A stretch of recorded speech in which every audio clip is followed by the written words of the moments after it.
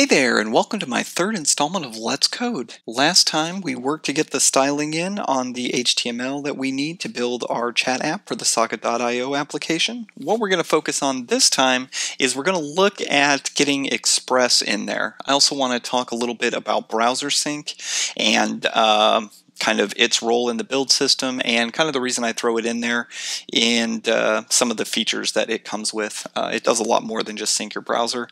After we get Express in there, I might want to touch base, or I'm probably going to touch base on a neat little pattern that Express uses for easy integration into Node applications, but it demonstrates some of the beauty of JavaScript, or some of the stuff I find beautiful about JavaScript. A lot of this may be review for some of you, but I figured I'd throw it in there just in case someone doesn't really understand what's going on. And with that, let's code. In the first two videos, we kind of went over just one really small feature of browser sync. Browser sync is what we were using to reload our browser every single time that we made a change to one of our source files. Like, so if we, for instance, changed, let's see, this index.jade, say we put inside this script, we put a console.log, hello, you would see down here it said BS file changed, and if we went and looked at it, we'll go to here, we see that we're connected. Right there we're seeing hello, but we can take this out, give that a save, it builds, we no longer see hello. So that's one really small thing that browser sync does. The part I was missing, or the part that I didn't really show off, and if you're familiar with browser sync, sorry, but sorry for the review, but one of the really neat things that you can do with it, and what pretty much I use it for a lot, is for doing, I think the whole point of it is for cross-browser testing. So if you have to you're manually working on a feature and you want to test it manually and make sure that it's working everywhere, what it does is, since both of these guys, this one in Firefox, this one in Google, are connected to the same port here, if I were to put text here, notice the text shows up here. And if I were to have any number of browsers open, be Safari, any version of Chrome, any version of Firefox, I can take my iPad or tablet and point it to wherever this computer's running, and everywhere it will go ahead and mimic the actions between there, or between all the open browsers. And it doesn't really stop with just clicking and putting in text. So say I have an li, here is text. We'll put this in, we'll copy it, and then we'll paste it 100 times. So that way it's going to create scrolling. So now we have the here is text. See, as I scroll here, it scrolls everywhere. So, I mean, and it handles the same thing for certain form elements like toggles and stuff like that. So one of the things you'll notice is over here, we have another port, this 3030. That's right there. So if I were to go there, browser sync actually comes with a local host, and we'll go 3030. It actually comes with a control panel. So for instance, we have all of these guys scrolled. See how they're scrolled there? We'll scroll them all the way down to the bottom, and we'll scroll top. And it's scrolled top to everywhere. If I want to reload all of them, I can reload everything that's connected there. If I want to see what browsers are connected, I can go to Overview. Let me shrink this down a little bit. Scroll down to the bottom, and any browsers that I have open, you'd be able to see. So if I wanted to, say, open another browser, I can do new tab, and when I come here and look at the overview, we'll do reload all, so it picks them up. You'll notice I have two versions of Chrome, one of Firefox, so you can kind of track what's going on there. You can set up options, so maybe I don't want to replicate the scroll, so I can turn that off, and now I'm only scrolling this one. Same thing with clicks, with form submit, form inputs, and form toggles. So that's all really good. They also have some really awesome remote debugging things. So if I come here and turn on CSS outlining, it will actually put in outlining around all of my block elements or all my elements so I can see how they lay out. If I'm having issues like with my Z-order index and pulling stuff out of flow and how things land on top of each other depending on how they appear in flow, I can actually turn on this depth outlining, and it will show me by putting a border, a box shadow around the entire element, so I can see where or how it's laying out. One will be on top of the other and whatnot. So there's all kinds of good stuff. If I'm working on setting up my, say, vertical rhythm, there's text or there's grids for that. So I can check to see here, see how my rhythm is lining up, and I see that I'm off a little bit if this was my actual rhythm. So, I mean, it's got a lot of really helpful things. It's got a remote debugger, so I can come into here, and from here I can pick my instance and actually use this remote debugger. Also has a console. I can see all the network and everything that's happening through there, any WebSocket connections, whatnot.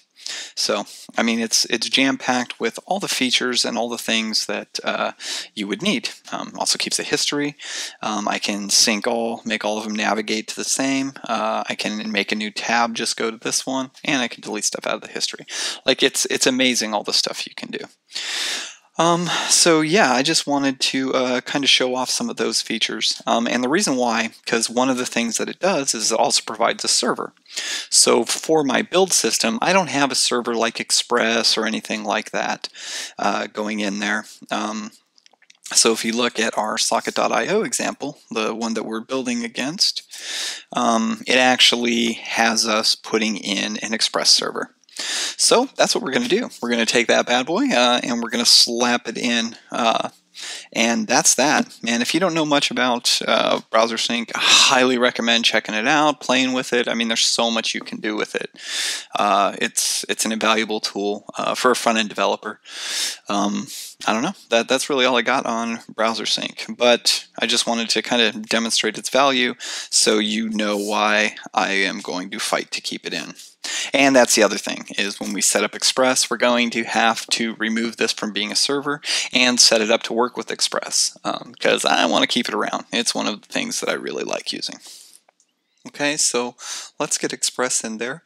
Express is basically, it's just the, I don't know, de facto web server for doing different things like well, pretty much anything you really want to do. It has a nice middleware system to allow you to inject stuff around for the life cycle of a request. It's just a good, all-around good little server. It's real simple, real easy to set up, and it works very well with Node. That's why I believe it's kind of the de facto. So, before we get started, let's go ahead and create a branch called Express.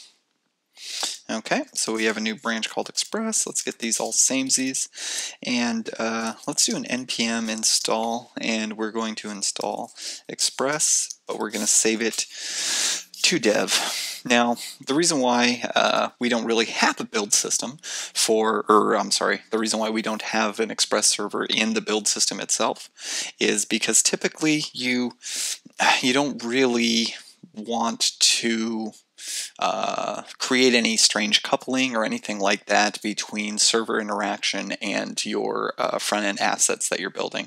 Basically, the assets you get out of this build system are for, you're supposed to take them and drop them into, say, like a rack-based or like a Rails stack or PHP or something. You're supposed to drop it in there and just include it as JS pages and things like that. So typically, you don't need to do anything but have just a static server to make sure everything is hooking up just fine.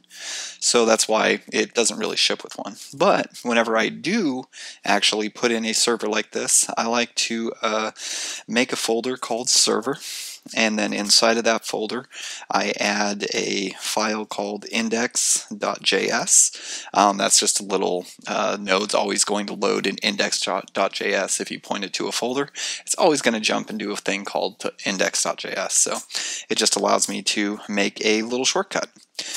So now let's just make sure, GST, yep, we got our package in there, so we'll GD, yep, looks like it added Express, so we're good to go. In here, let's go ahead and we will var express equals require, and we will bring in express. And that should bring that in. Typically, you'll see it to where they will call this app and actually call what they get back from there. But we need to keep reference to this express namespace because we need to use some of the middleware in there. So here we're going to do app equals, and we'll go to the end, oops, delete this and do it again, and then we'll do express and just call it. And that's going to return a decorated function, request handler, and from there we'll go ahead and just create a server the same way you would for any normal app. We'll do require, and we'll require in HTTP, and we will do .server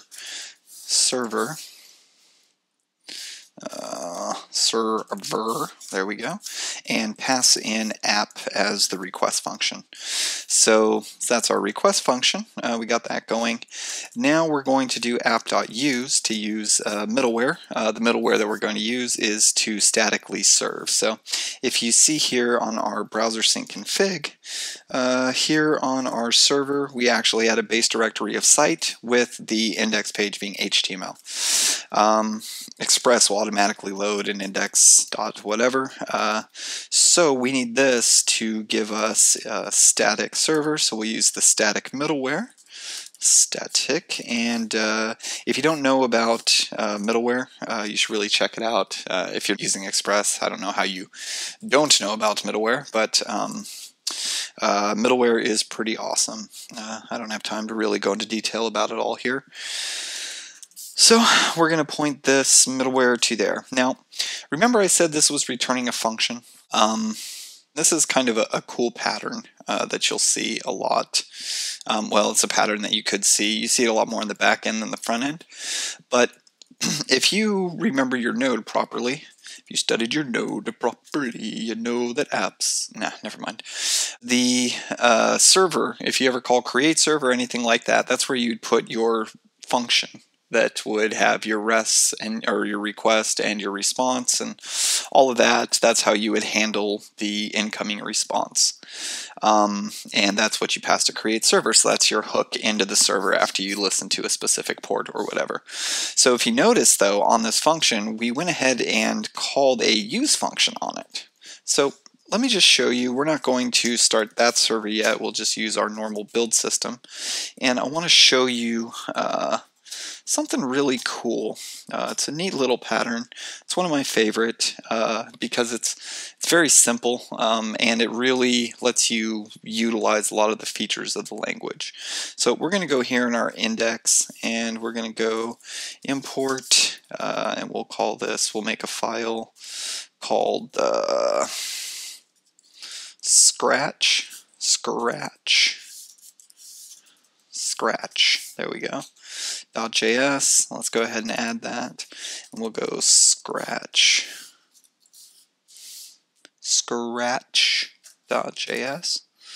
We'll add that there, and here we'll just import that. So looks like it found it. So we'll just go in here, make sure it's actually working. We'll do what I like to call a console.log.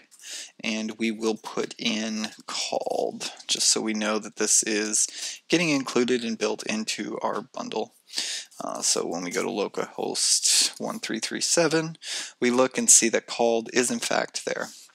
So let me show you the cool thing I wanted to show you. So say we had app, and app is equal to a function. And this function will basically just take message as a parameter, and it will go ahead and return message. So it just repeats that message. Real simple.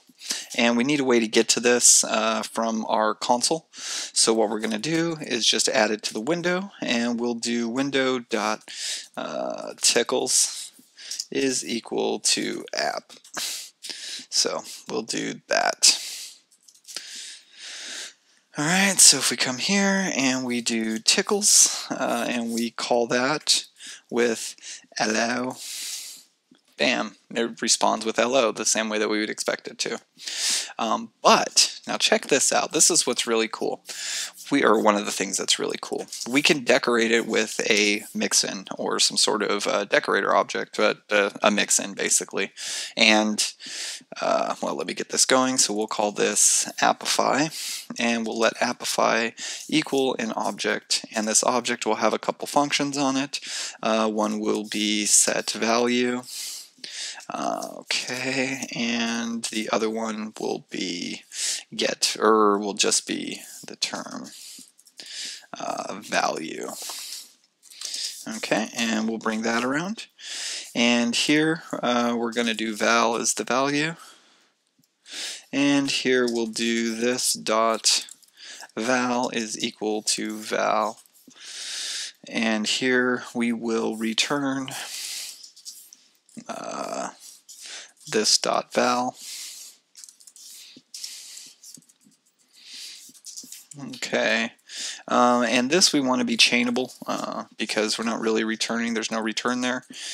So typically if you're doing some sort of command like a fire from get, something that's not calculating something and returning something, in my opinion it's always best to return a copy of this, so that way you can make it chainable for that object. So now we have this appify object and we have this app function.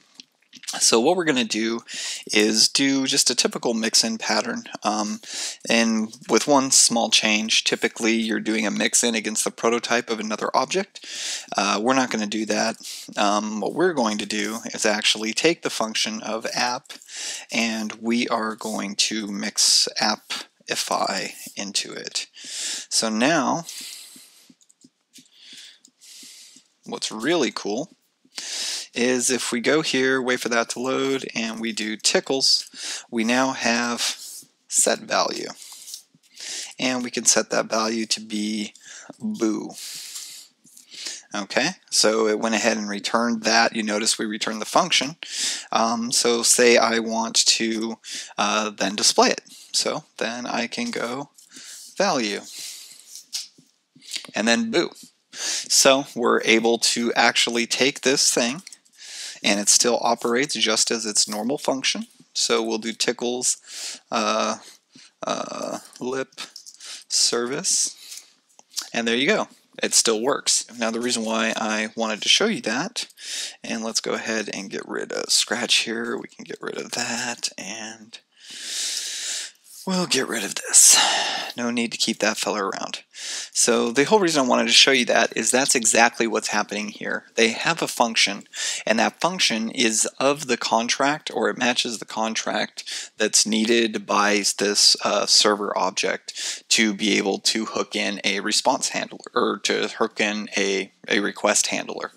And that's how you hook in an app, an Express app, into the normal HTTP server. Now, what this gets us is now we have a separate thing. The server is detached from our actual Express application, so we can work on it independently without really dorking around with the server implementation or the server instance. So let's go ahead and we will do a listen on port 1337, and we need to have a callback here.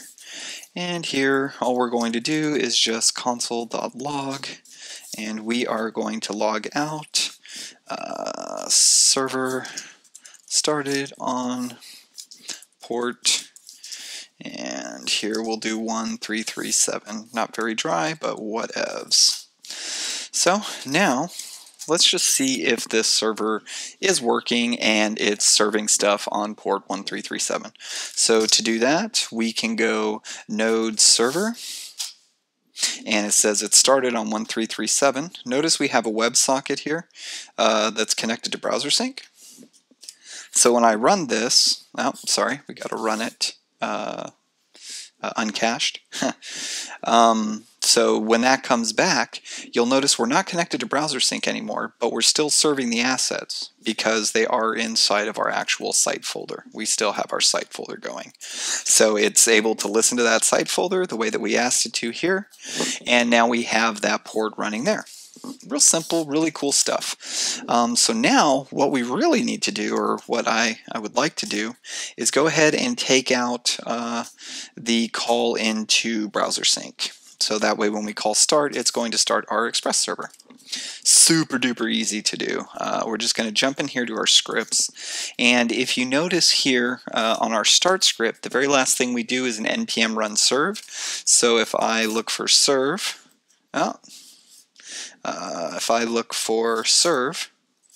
it will put me here, and yep, here's our browser sync call. So we'll go ahead and in here just do what we did there and do node server. So now when we do npm start, we're not going to see that browser sync header anymore because it's not being started. Somewhere, yep, see, we have our server started on port 1337. We get this, but we should be able to have our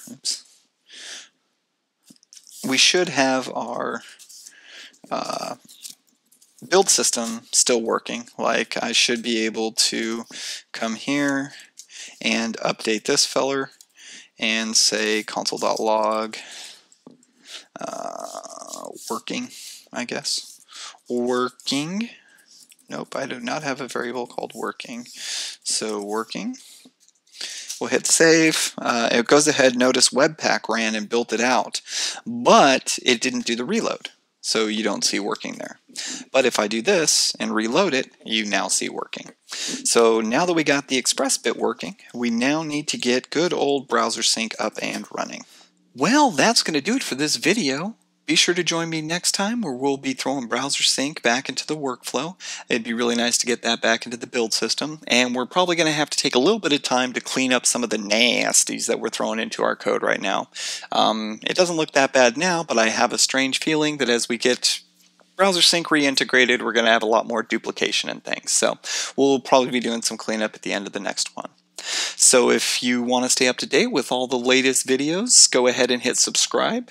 And if you want to, go ahead and like or comment for any additional feedback or anything like that. And always keep in mind, if you find yourself bored in life, chances are you probably aren't doing it right.